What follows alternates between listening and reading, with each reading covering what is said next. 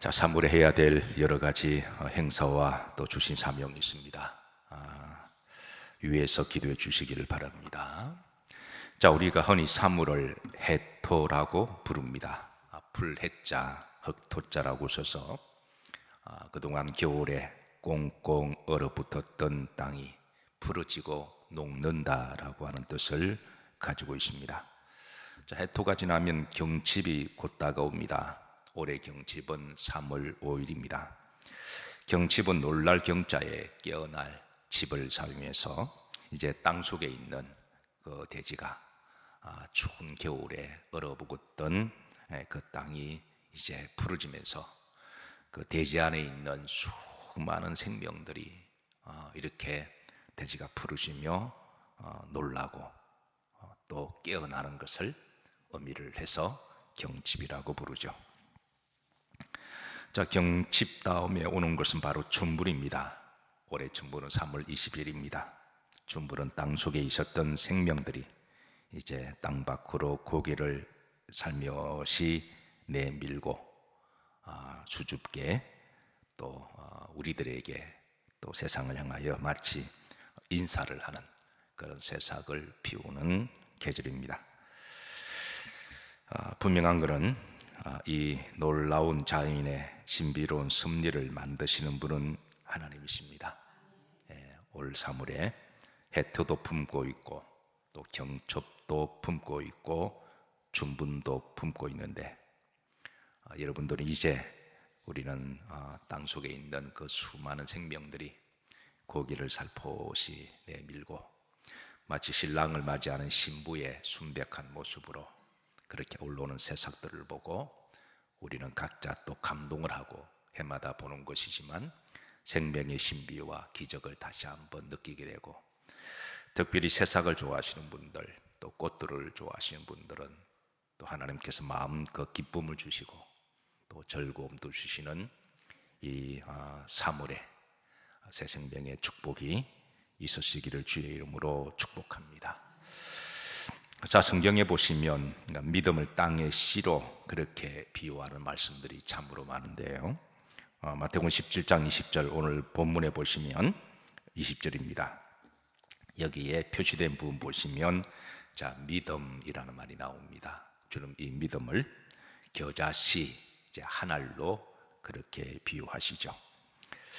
자, 그리고 마태복음 13장 8절에 보면 이제 어떤 씨는 땅에 떨어지게 되면 몇 배로 100배로 맺기도 하고 또 어떤 씨는 60배로 맺기도 하고 어떤 것은 30배로 결실함을 일러줍니다.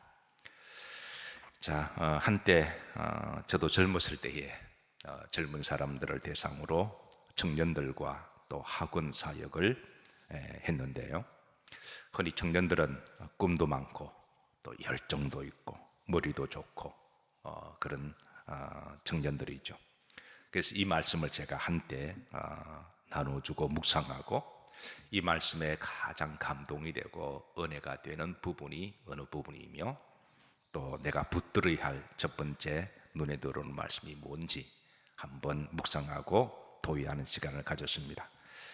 자, 오늘 여러분들에게도 오늘 이 주의 말씀을 함께 우리가 읽으면서 여러분 어떤 말씀이 제일 가슴에 와닿고 또 그렇게 되기를 원하시는지 이제 한번 읽으시면서 각자 신앙 고백으로 주님께 기도하도록 합니다.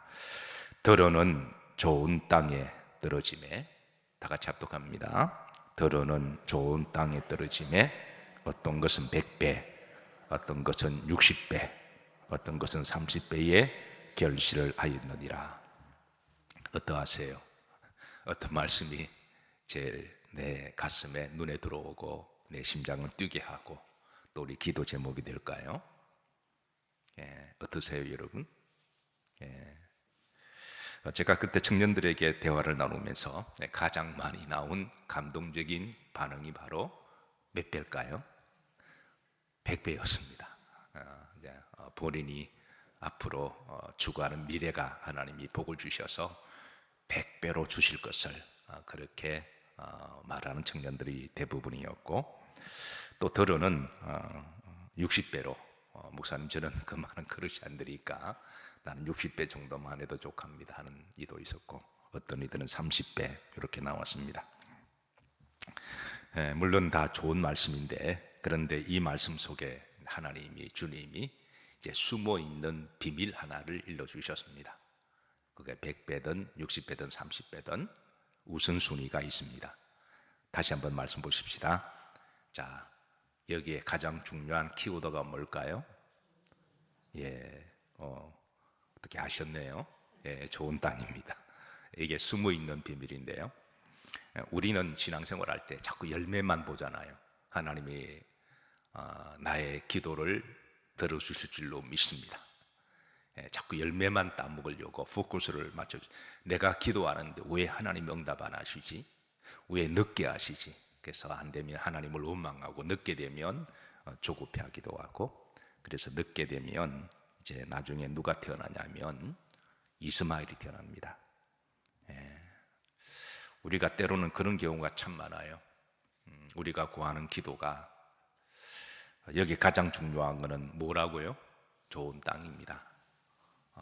땅이 좋지 못하면 30배도 안 맺힙니다.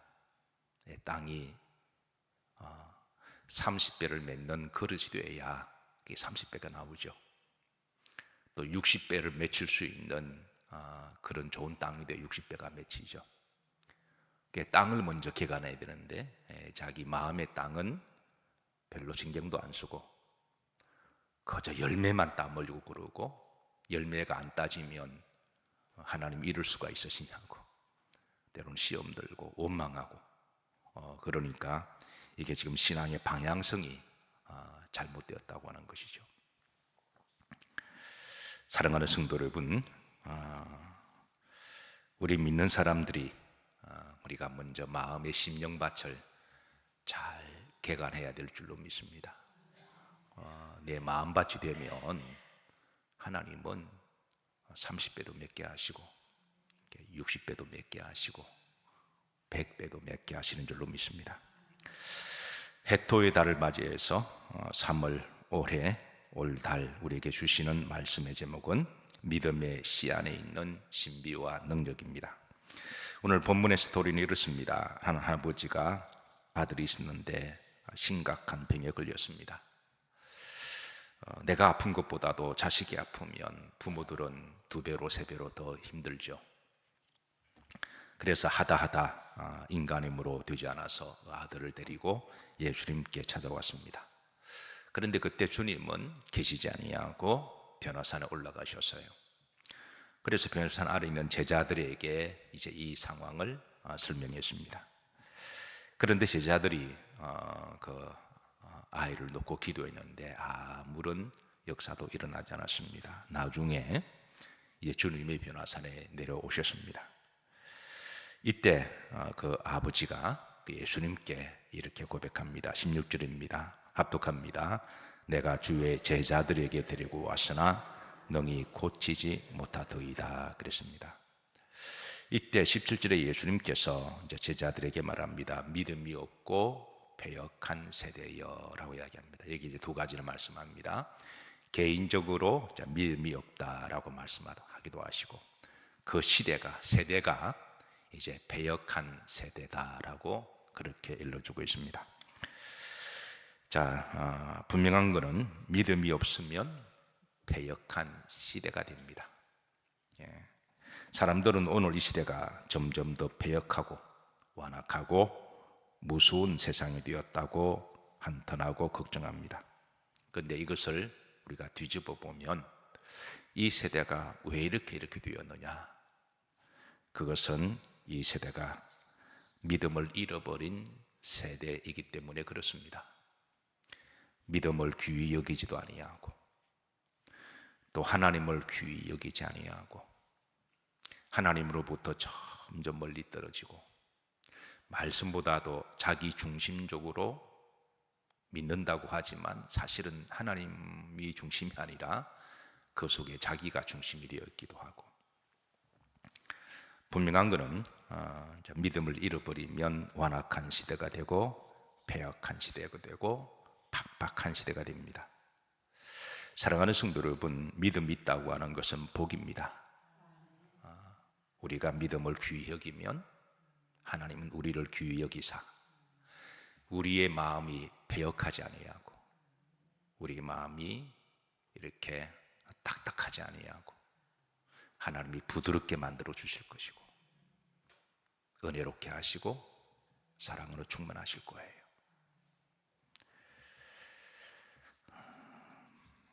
제자들이 묻습니다.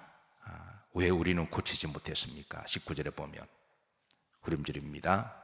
합독합니다. 우리는 어찌하여 쫓아내지 못하였나이까? 이때 주님이 하신 그 유명한 비유가 바로 겨자씨 비유입니다. 후렴절입니다. 표시된 부분만 합독합니다. 겨자씨 한 알만큼만 있어도 이 산을 명하여 여기저기로 옮겨질 하면 옮겨질 것이요 또 너희가 못할 것이 없으리라. 주님은 믿음을 겨자씨라고 비유하시는데요, 유대인들에게 있어서 씨 중에 가장 적은 씨를 비유할 때는 항상 겨자씨를 이야기합니다.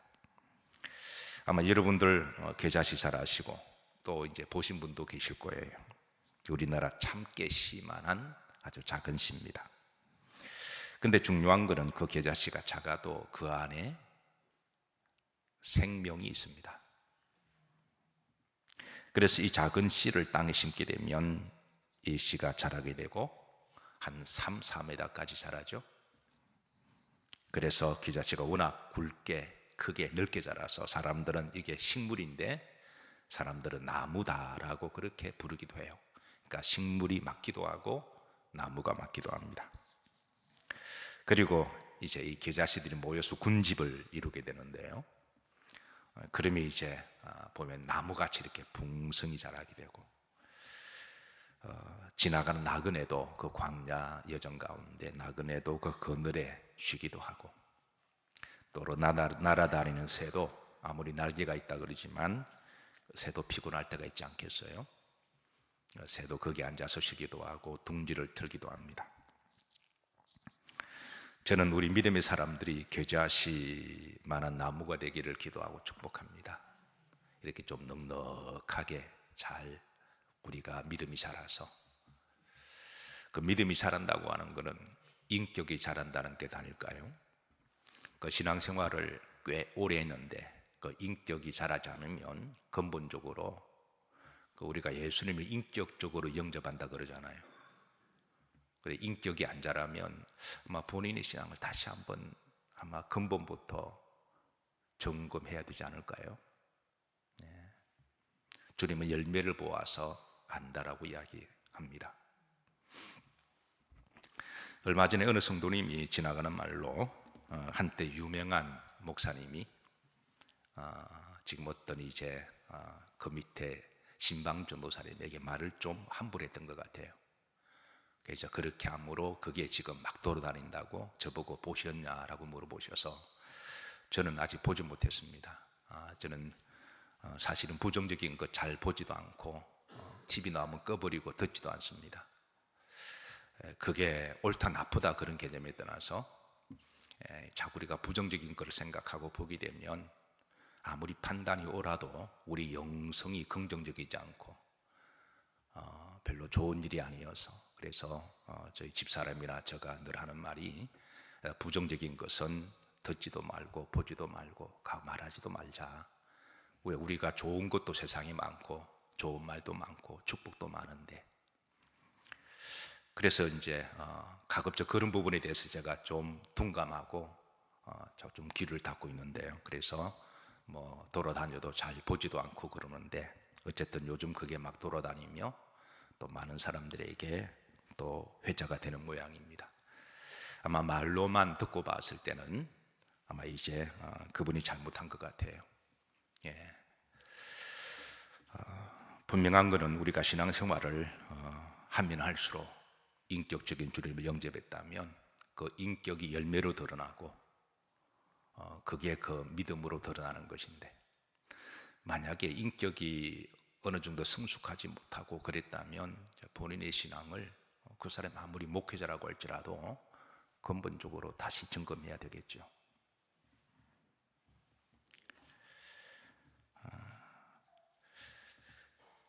겨자씨는 비록 적은 것이라고 할지라도 그 안에 생명이 있습니다.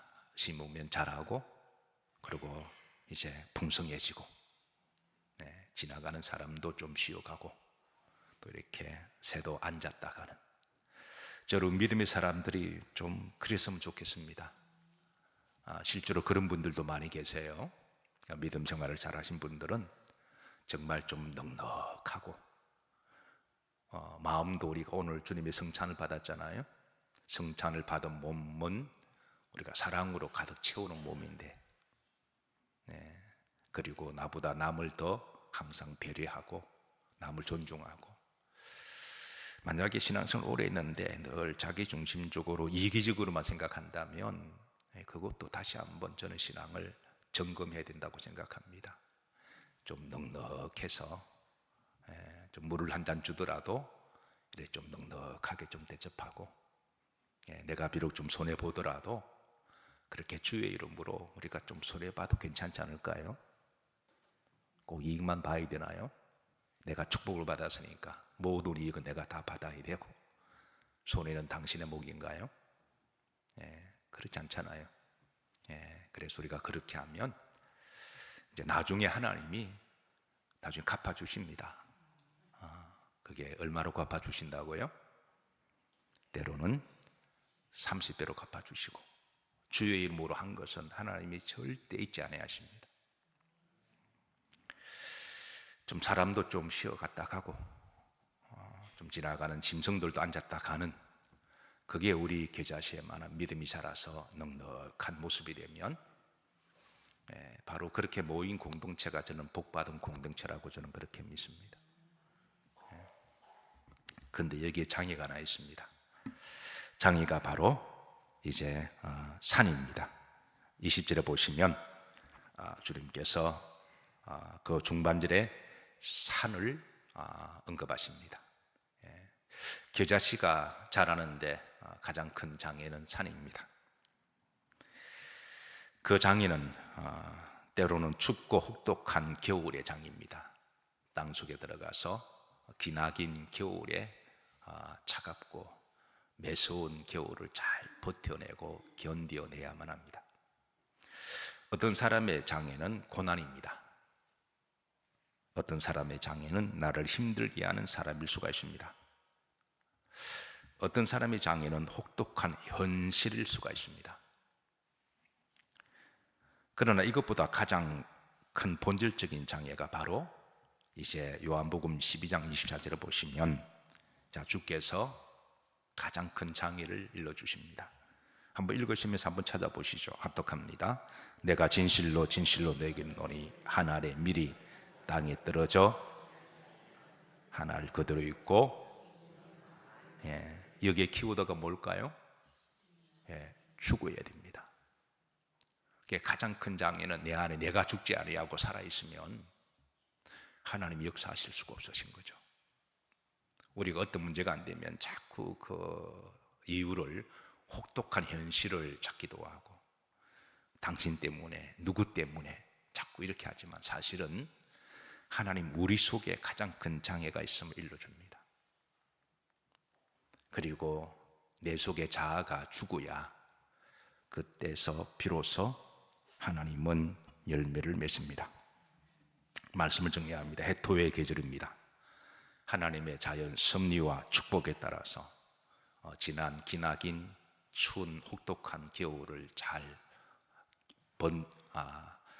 버티고 견디고, 자기를 죽은 씨들은 이제 대지를 깨고 살포시 신부의 모습으로 새싹의 고개를 내밀어서 대지를 향하여 안녕이라고 말하는 듯하고, 또 새싹을 보는 우리들을 향하여 해맑은 모습으로 안녕이라고 인사를 하는 이 3월의 계절에 앞으로 하나님의 섭리대로 수많은 생명의 신비와 또 아름다움과 열매들을 또 마음껏 누리는 봄이 되기를 소망하며, 그리고 마찬가지로 오늘 말씀을 통하여 이제 우리의 마음밭이 이제 옥토밭이 되어서 여러분들이 그동안 기도하고 뿌렸던 것들이 이제 올 봄에 하나님 앞에 어떤 사람에게는 30배로 열매 맺기를 기도하고, 또 어떤 분들에게는 60배로 맺기를 기도하고,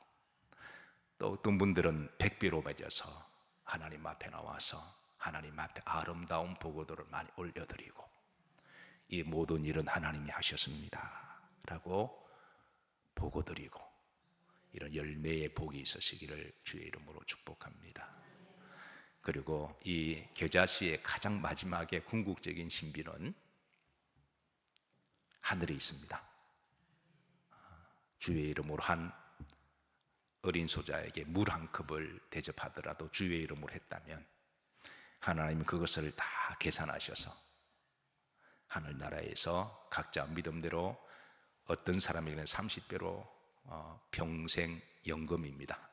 평생 연금 30배로 주실 것이고, 어떤 분에게는 평생 60배로 주실 것이고, 어떤 분은 100배로 주실 것인데, 이 열매를 차곡차곡 여러분 평생 연금을 저축하셔서 천국에 대한 소망도 가지고 살아가시기를 주의 이름으로 축복합니다.